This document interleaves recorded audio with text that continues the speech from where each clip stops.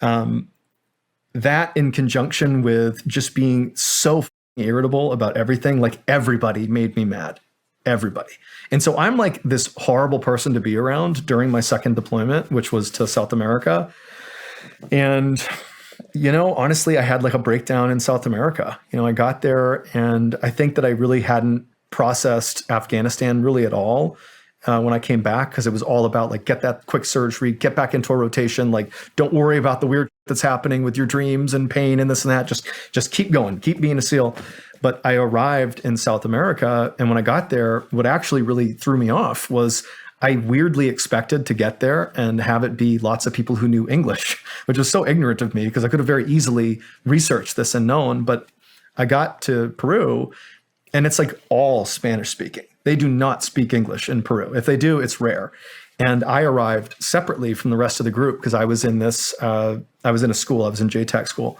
And so I show up to Peru on my own, and I don't speak Spanish or very badly. And it was like such culture shock of being in and I was like, it's not combat. Like, what's this deployment even going to be? I'm like so egotistical. Like, who cares about this deployment? We're going to go sit in South America and do nothing. But then I get to South America and I'm like, oh, I didn't really think about the fact that I'm going to be in a foreign country that really is foreign for months at a time. And my wife is pregnant with our first kid. Like, I suddenly was like, I don't want to be here. Like, I don't even know if I'm going to survive just sleepwalking here. Like, I had all these weird thoughts of like, what the am I doing here? Like, I kind of hate this job. And like, what am I doing? And so I just like spiraled into like an ungodly depression in like the first few weeks I was there. And my teammates had to step in and like take my gun away from me in my room in fear I would shoot myself. Man. Yeah, no, I mean, like it was, and frankly, dude, it's weird. I was so down in Peru in those first few weeks that I began hallucinating. I was so fucking miserable that I would be laying in my bed and would become convinced I was on a street corner in Russia. Like, that's the recurring hallucination I would have of like losing touch with reality. I wanted to fucking die, candidly. I was like, I don't even know why, but I don't want to be here. And so that deployment, luckily, my teammates who were there, they were with me in Afghanistan and like understood, okay, like it kind of makes sense. This could be happening. And to their credit, they did not report back, like, frankly, my horrible behavior. I was like, now that I'm out, it doesn't matter, but I was like doing drugs and all sorts of stuff. Like, I was just being a piece of shit, basically. Just like I was drowning myself and like isolating myself in my room and just being miserable. And they stepped in and basically did an intervention with me. And I had someone with me basically all the time, including my buddy who like literally stayed in the room with me to make sure I went to sleep at night so I wouldn't kill myself. And so when I came back from that deployment, also my wife has a child. We have our child now. It was like, I don't think I can do this job anymore. I actually don't think I'm cut out for this job. I think I'm mentally and physically not equipped to do this.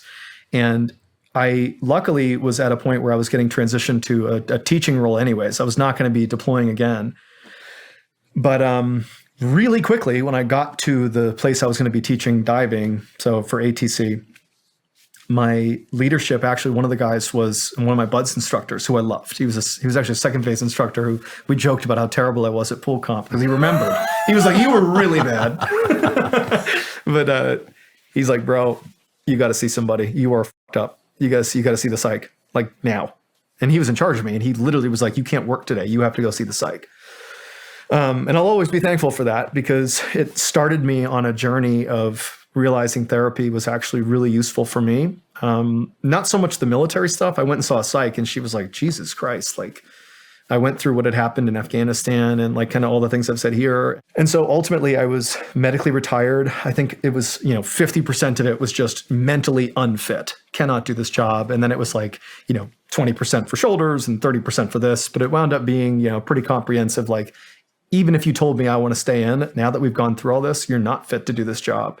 And so I was medically retired. And, there's a whole another version of this, or there's a whole thing that happens afterwards. But for the sake of time, I had originally been told I would have an exit date. My medical retirement would hit, let's say, I think it was like the early parts of 2018 or something. I forget when it was, but there was some date, far off in the future that I could a year and a half from now, that'll be the day that I'm officially out. And from now until then, I'll be working in this teaching cell, teaching diving, which is very low key. I'm not going to deploy. I get to be home all the time. And it was like, great. It's like, okay, I have all this time. I'm going to be fine. I'm getting the help I need. And then I'll get out and I'll figure it out. But then in classic military fashion, it was like April of 2017. So this is February 2017. I'm having this come to Jesus with my therapist and my wife. And we're like, okay, we're going to pursue medical retirement. A month later, I find out that actually your thing's going to run out in, I think it was like 2 months away. It was like, in May of 2017. So like a year earlier than expected. You're going to get your medical retirement, but you're going to be out the door sooner than you thought. And that ultimately prompted what would become Elite Meet, the charity that I ended up forming, and then the mentorship program that I also co-founded called Operators Association, and then led to MrBallen stuff. So I'm going to pause there. Well, John, let's take a quick break. Yeah. And then when we come back, we'll get into Elite Meet and MrBallen. Sweet.